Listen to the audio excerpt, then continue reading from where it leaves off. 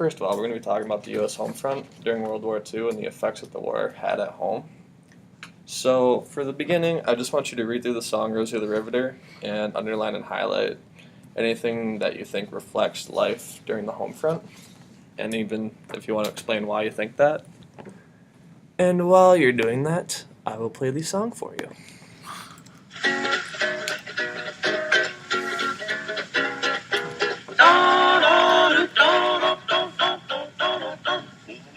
All the day long, whether rain or shine, she's a part of the assembly line. She's making history, working for victory. Rosie, the riveter, keeps a sharp lookout for sabotage. Sitting up there on the fuselage, that little brave can do more than a man can do. Rosie, the riveter. Rosie's got a boyfriend, Charlie. Charlie, he's a Marine.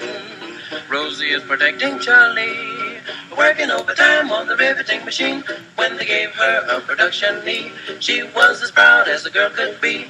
There's something true about red, white, and blue about Rosie, the riveter.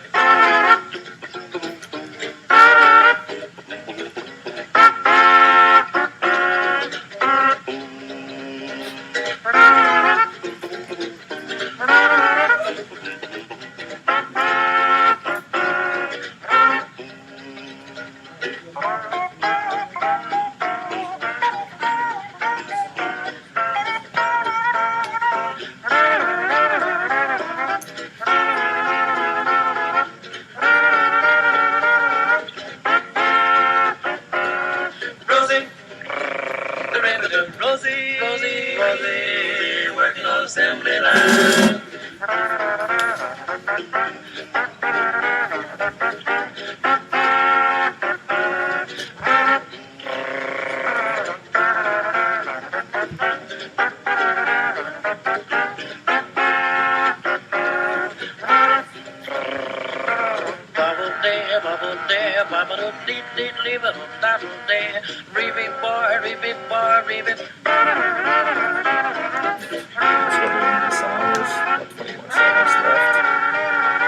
Rosie, Rosie, Rosie, the riveter on the assembly line.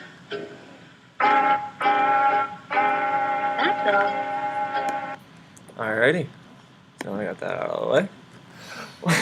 What did you guys write down or underline?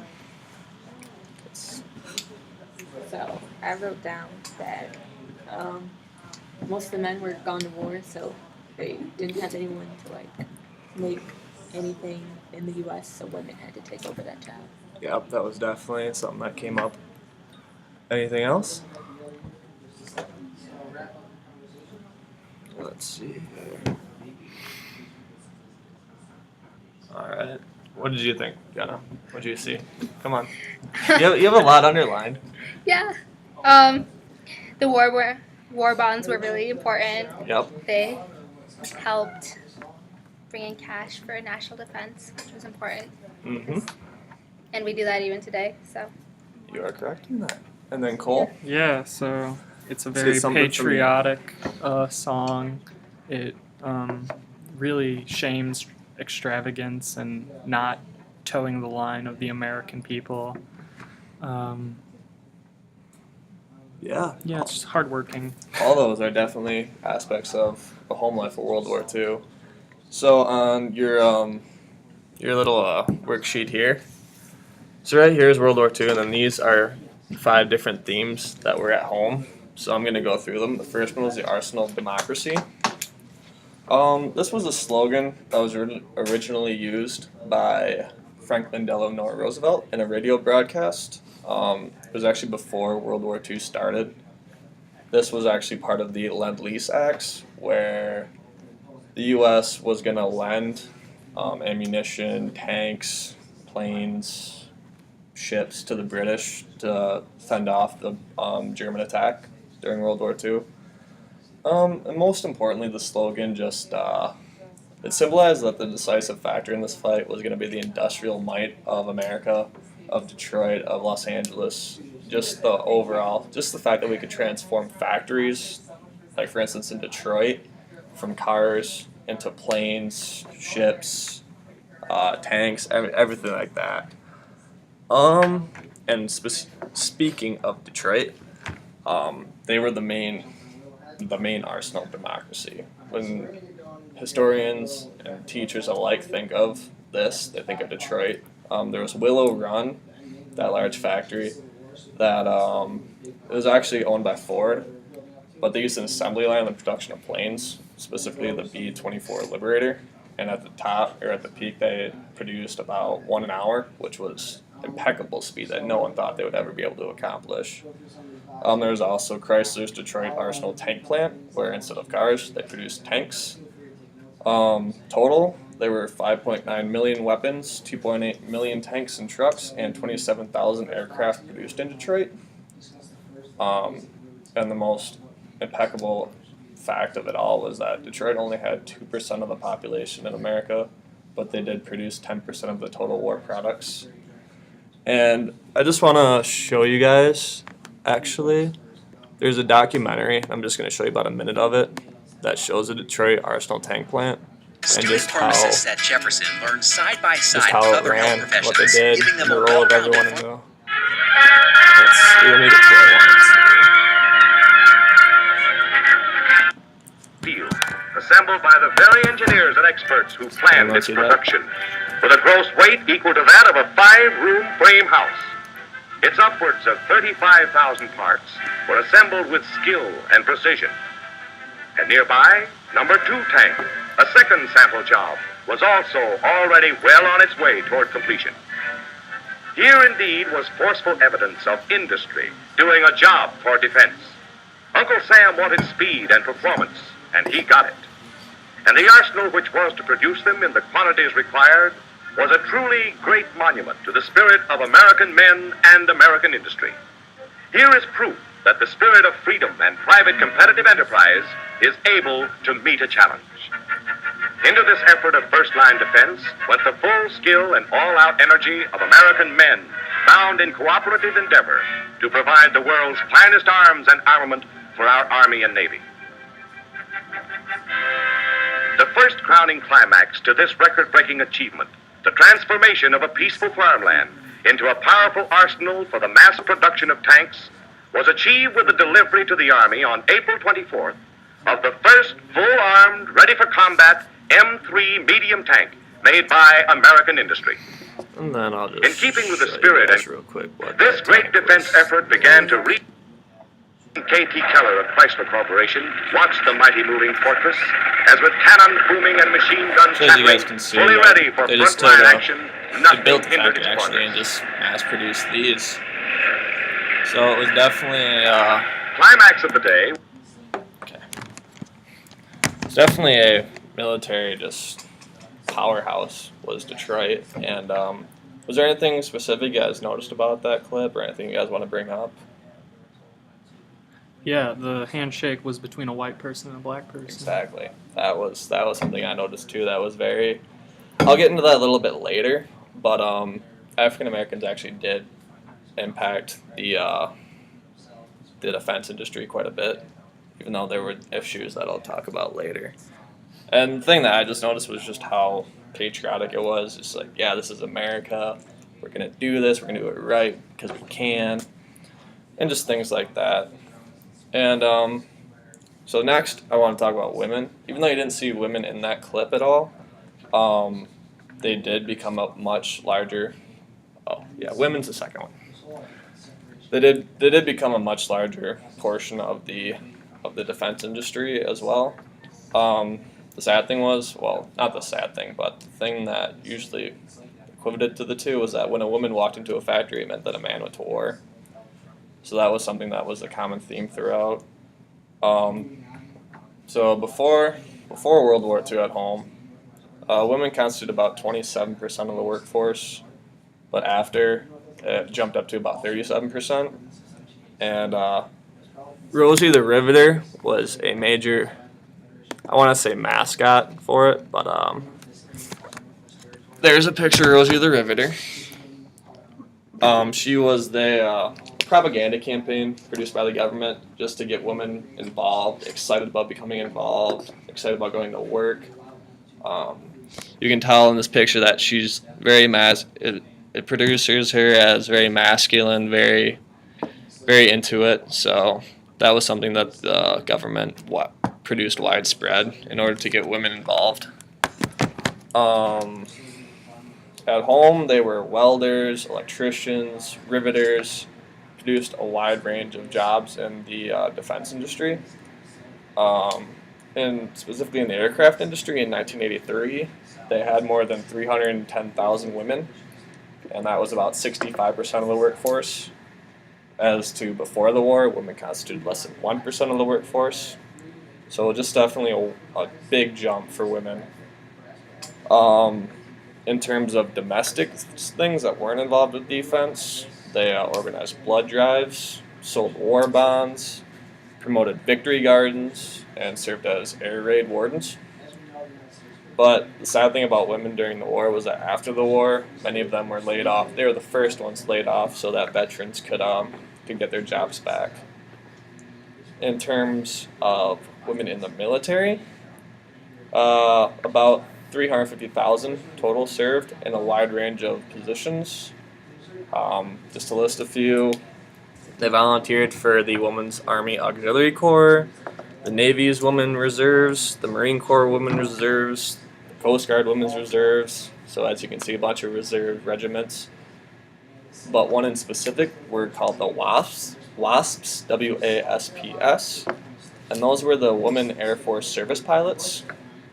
And they were actually trained to fly military aircraft just so that the male pilots could be released for combat duty overseas on both the Eastern and Western Front.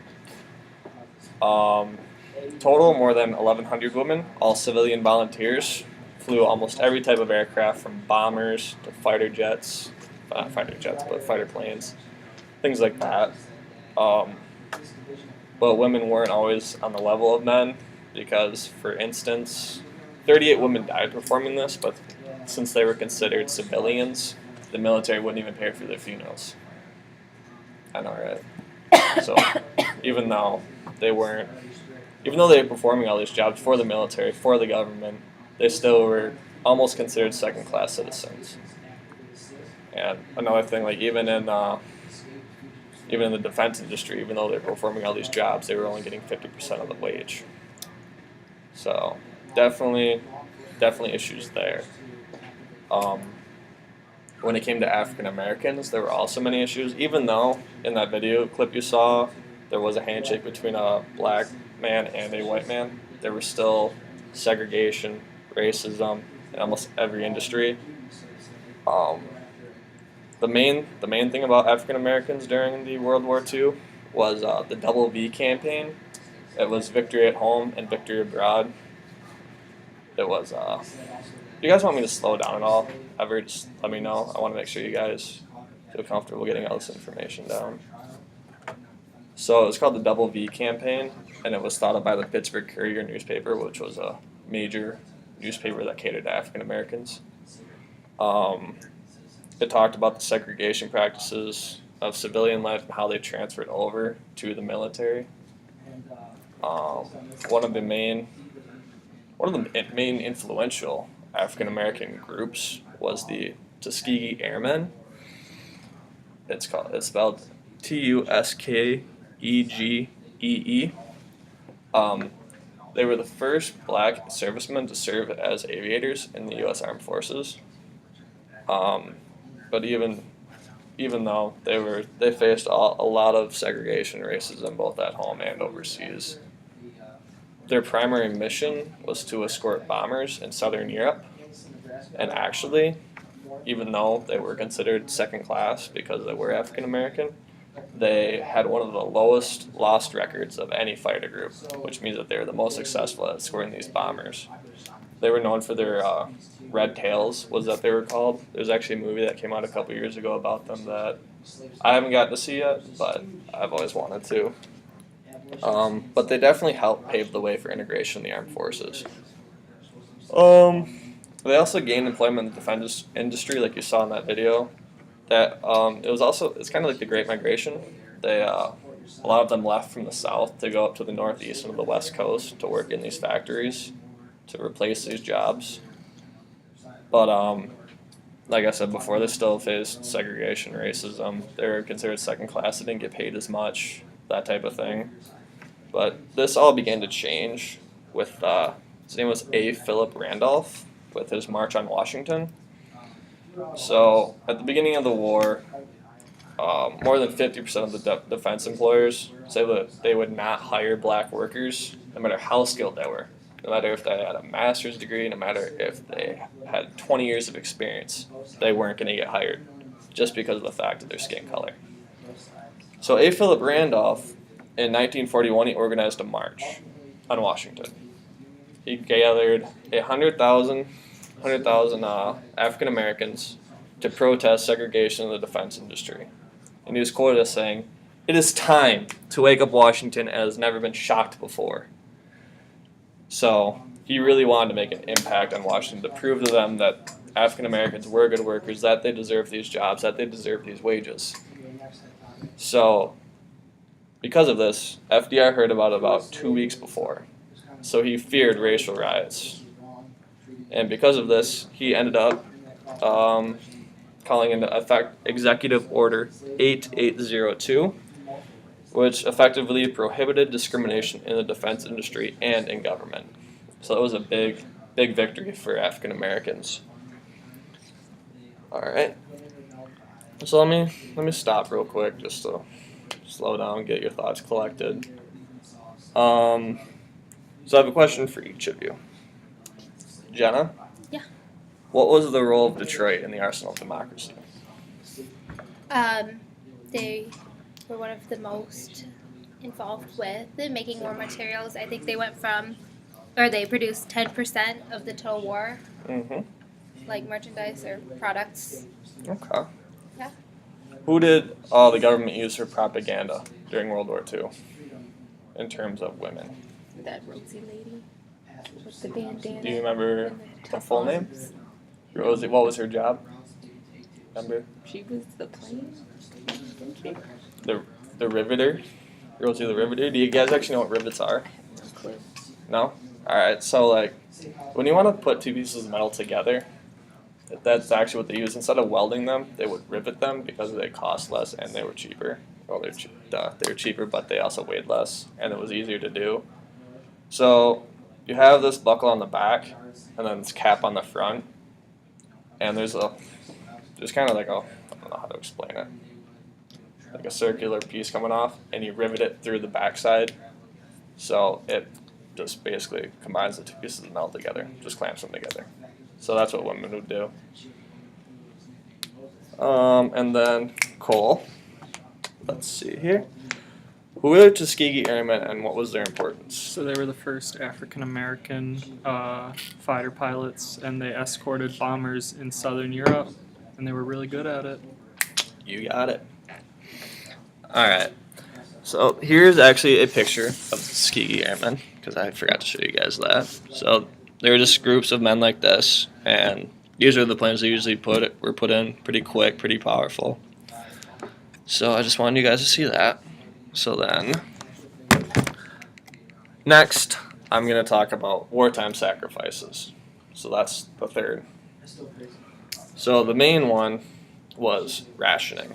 Rationing is when you have to, when you allocate a certain amount of like food, anything like that, for the overall impact of the war.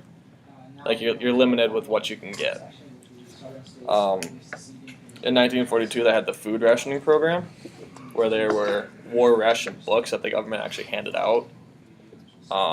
You were allocated a certain amount of points for each food item based on its availability. For example, you had 48 blue points every month to buy canned, bottled, or dried foods. And then you had 64 red points to buy meat, fish, and dairy. And that was for every month. So you were severely limited on the amount of food you could actually purchase. Does that change by how big your family is? I'm sure it does. I'm not exactly sure the amount that it does, but it has to.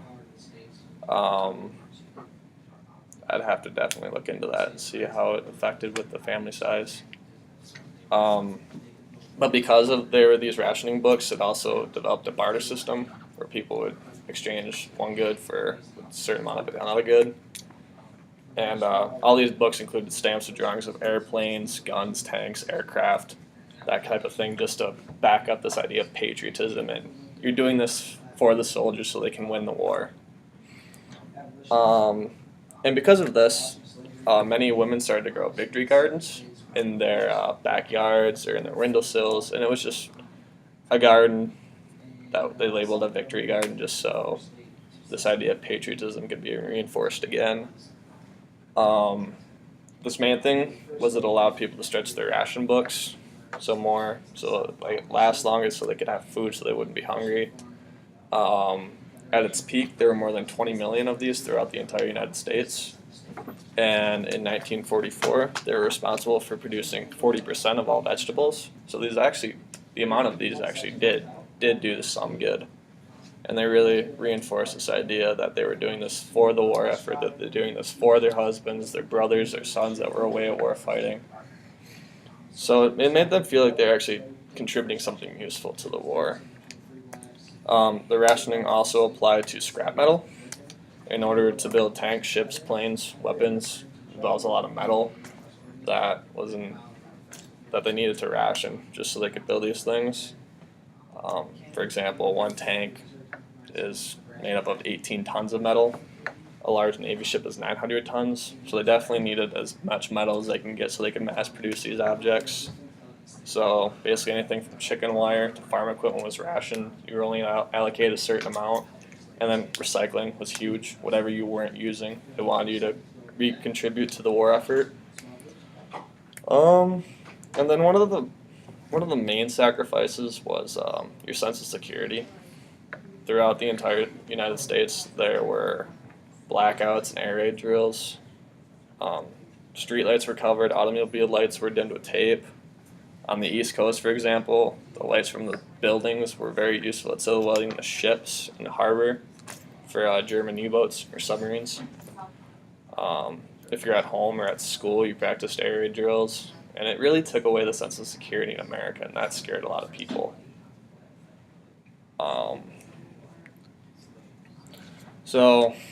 And then finally, the last real impact was Japanese internment. This is the fifth one. This was like one of the main black eyes of American history, besides slavery, because it took away the civil rights of all Japanese. On February 19th, 1942, after Pearl Harbor, just not even 2 months, actually a little over 2 months after Pearl Harbor, FDR put in Executive Order 9066, which ordered all Japanese Americans to evacuate the West Coast and head to one of 10 internment camps located across the country, mostly situated on the west side of the country, though. These camps were not nice. We're not going to sugarcoat you. They were racetracks or fairgrounds, and they actually put the people in stalls that the horses and things were just in. The Japanese had 1 week's notice to get there. They couldn't really bring anything. Some of them lost their business, some of them lost their house. It affected approximately 120,000 people. Didn't matter if you were a veteran of World War I, you still had to go. They were all considered enemy aliens.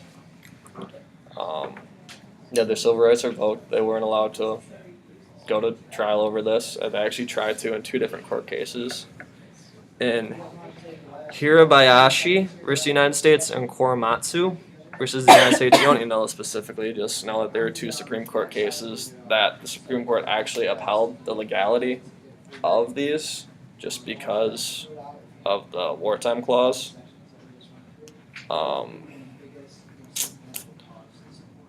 If you were an Issei or a first-generation Japanese descendant who was born in the U.S., you actually were allowed to leave if you signed up in the military. This happened quite a bit, but not overwhelmingly. And in fact, the platoons that were constituted of these Issei actually did quite well in the war. Overall, some people were incarcerated up to 4 years. So this really was a major impact on their lives, as well as just proving that even the United States could mess something up like this. that something this bad could happen.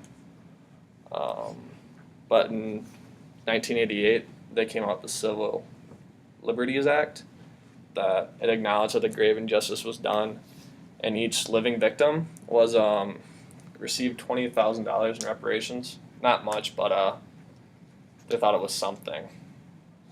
So they tried to make up for it a little bit. Let's see. So for the last couple minutes here, what did I want you guys to do?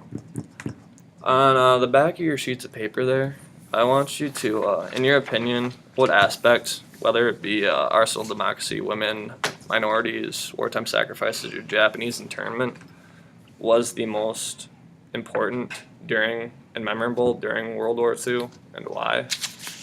I mean, there's no correct answer. It's all up to your opinion, but I just want to know your reasoning for it.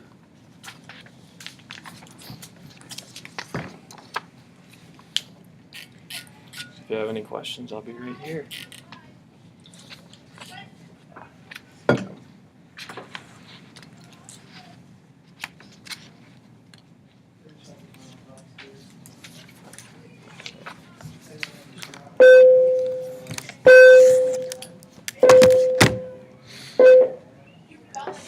If you guys want to see it, this is some of the racism that was towards the Japanese. Even signs that say "Japs keep moving. This is a white man's neighborhood," or just the just how they portrayed Japanese barbarians, big teeth, swords. They definitely portrayed them the stereotypes and the racism of the day.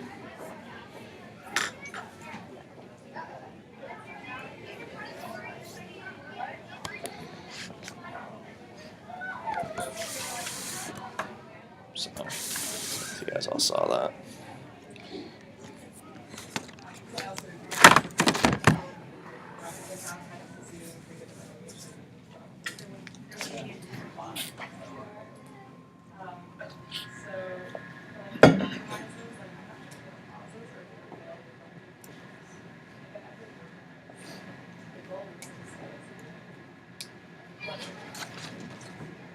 You guys ready to share out yet?